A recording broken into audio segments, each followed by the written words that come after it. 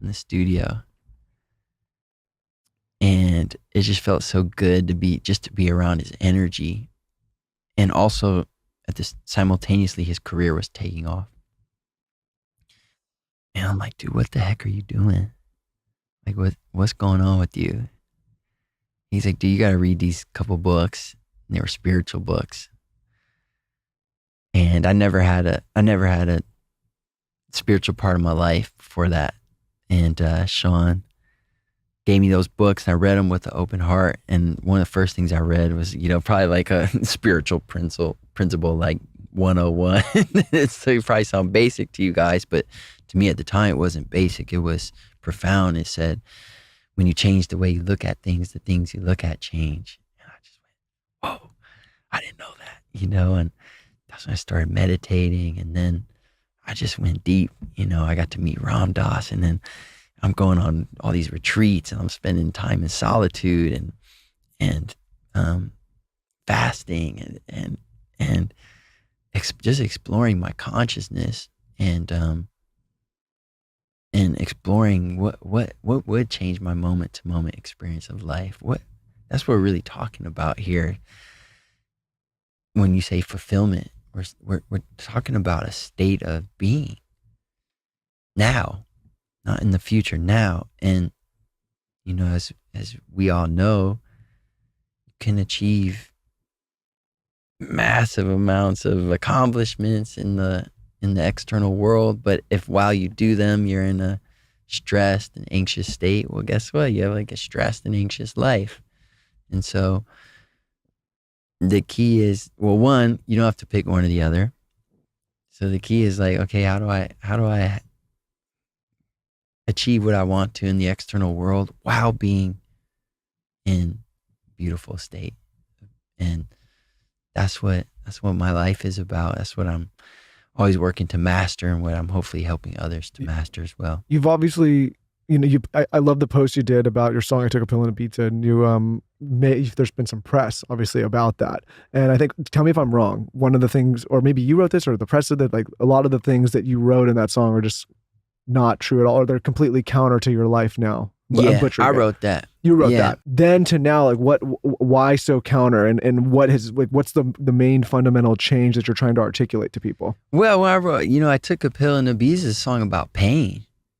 It's a song about exactly what we're talking about, crystallized into 3 minutes, probably more articulately than I am now, expressing these thoughts of disillusionment, of making it to the mountaintop and not really making a difference in your life. And then, having to come down off the mountain. I really wasn't famous anymore. Girls weren't excited to see me when I walked on stage anymore. I wasn't getting offers to do, so it was just a song about my pain. And but that song blew up massively. Yeah, it did.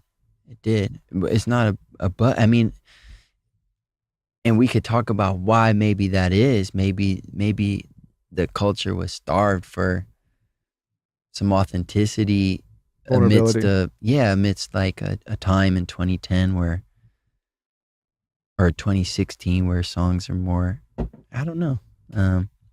And yeah, when I look at my life then to now, it makes me so proud, because every lyric in it, I took a pill and a Ibiza to show Avicii I was cool. When I finally got sober, felt 10 years older, but fuck it was something to do. Like, I would never do that now. I would never take a pill from a stranger, because I love myself. I love my body. And especially not to,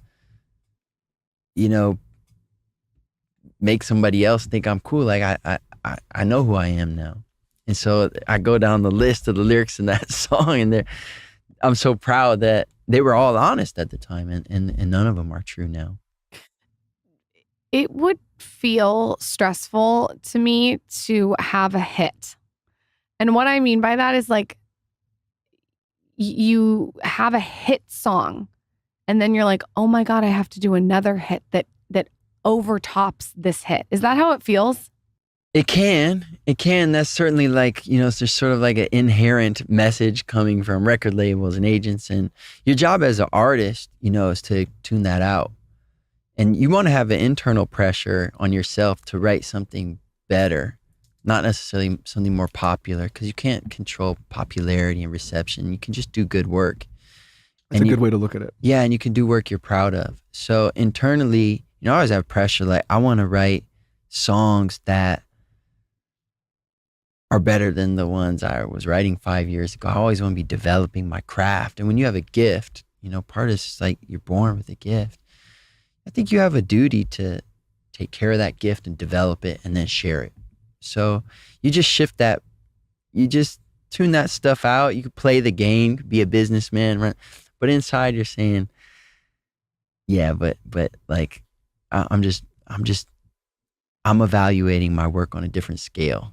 I'm part of a lineage of great songwriters. I look back, Woody Guthrie goes to Dylan, goes to Springsteen, goes to Taylor Goldsmith, goes to Conor Oberst. And these are the writers that impressed me. And some of them never had hits. Some of them never had Grammy nominations.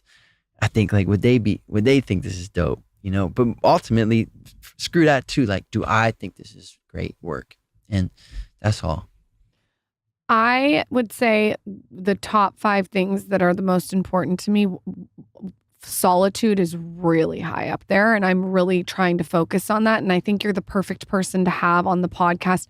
How you mentioned meditation. How has your journey with solitude evolved, and how do you think it's made you better and more zen?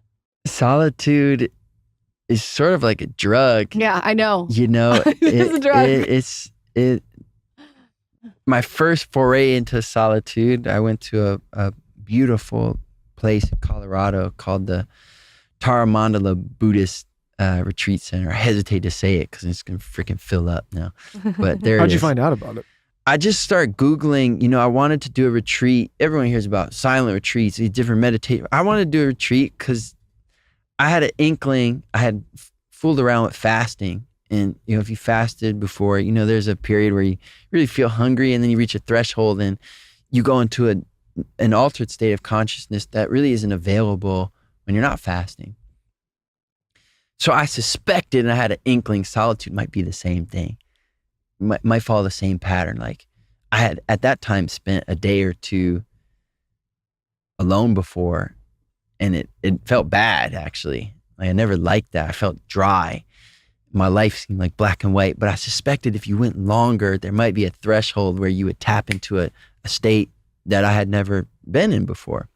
So I started Googling. I'm like looking for places where you could just do a retreat in solitude. And there really aren't many. There's a lot where if you join a serious Buddhist Sangha that you can do that, but there's not many you can just do without being in that community. Except for this place. I think it's one of the few in the US. Maybe it's changed, but at that time, it was really I think maybe the only one I could find in the studio. And it just felt so good to be around his energy. And also, simultaneously, his career was taking off. And I'm like, dude, what the heck are you doing? What's going on with you? He's like, dude, you got to read these couple books. And they were spiritual books. And I never had a spiritual part of my life before that. And Sean gave me those books, and I read them with an open heart.